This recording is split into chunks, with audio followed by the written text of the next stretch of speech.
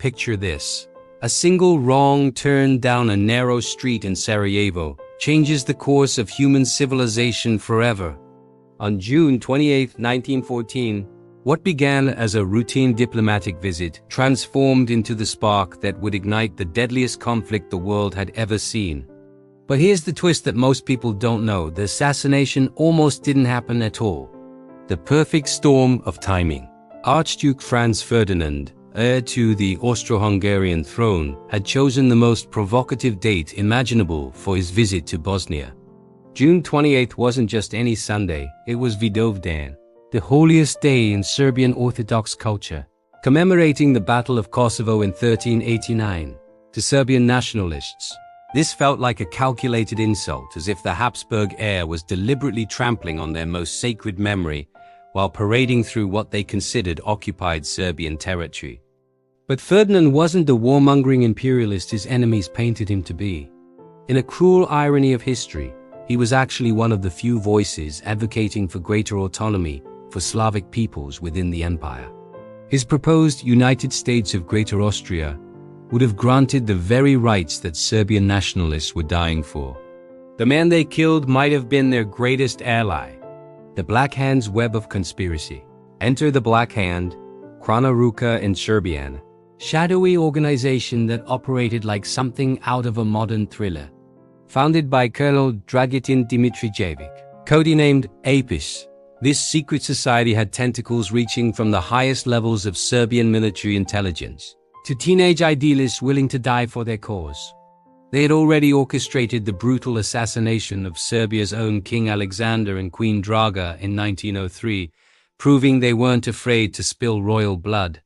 The Black Hand recruited their Sarajevo cell from a group of Bosnian Serb students, young men barely out of their teens who were intoxicated by romantic notions of martyrdom and liberation.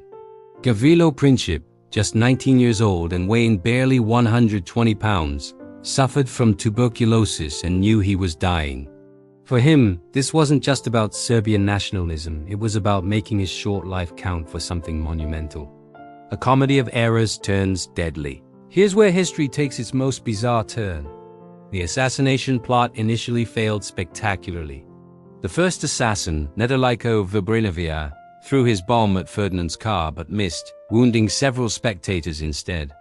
In a scene that would be comical if it weren't so tragic, Vrblinović immediately swallowed cyanide and jumped into the Meljaska River to escape. But the cyanide was old and ineffective, it only made him vomit, and the river was barely 4 inches deep. He was immediately captured, looking more like a drowned rat than a dangerous revolutionary. Ferdinand, showing remarkable composure, continued to the town hall where he delivered his planned speech. Though he couldn't resist ad-libbing, "Mr. Mayor, I come here on a visit, and I get bombs thrown at me. It is outrageous." The crowd nervously laughed, not knowing they were witnessing history's most expensive case of poor timing. The fatal wrong turn. After the ceremony, Ferdinand made a decision that would reshape the world. He wanted to visit the wounded officers in the hospital. But here's the detail that makes historians weep. Nobody told the driver about the route change. General Oskar Potiorek, the military governor, was supposed to inform the chauffeur, but in the confusion, the message never got through. As the motorcade proceeded down Franz Joseph Street, the driver, Leopold Reuker, suddenly realized he was going the wrong way. Following the original route instead of heading to the hospital, he stopped the car directly in front of Schiller's Delicatessen to turn around. At that exact moment, Gavrilo Princip emerged from the cafe where he had been drowning his sorrows, convinced the plot had failed. 5 feet from Destiny, Princip found himself less than 5 feet from the Archduke's open car. For a tuberculosis-weakened teenager with poor eyesight, it was an impossible shot made possible by pure chance. He fired 2 bullets from his Belgian-made FN Model 1910 pistol. The first struck Ferdinand in the jugular vein, the second hit Sophie in the abdomen. Neither realized immediately how badly they were wounded. Ferdinand's last words, as recorded by witnesses, were heartbreaking in their tenderness. "Sophie, Sophie, don't die. Stay alive for our children." Sophie, the woman who had sacrificed her royal status to marry for love, died first. Ferdinand followed minutes later, their blood mingling on the car's upholstery as the motorcade raced desperately toward the governor's residence. The domino effect begins within hours. The news flashed across Europe's telegraph networks. In Vienna, Emperor Franz Joseph, who had never particularly liked his nephew, reportedly said, "A higher power has restored that order which I was unfortunately unable to maintain." But the old emperor didn't grasp that this bullet had shattered more than just his family line. It had destroyed the delicate balance of European power. The assassination handed Austria-Hungary the pretext it needed to crush Serbian nationalism once and for all. But Serbia had a protector, Russia, bound by Slavic solidarity and alliance obligations. Germany in turn gave Austria-Hungary its infamous blank check, promising unconditional support. France was bound to Russia, and Britain had guaranteed Belgian neutrality.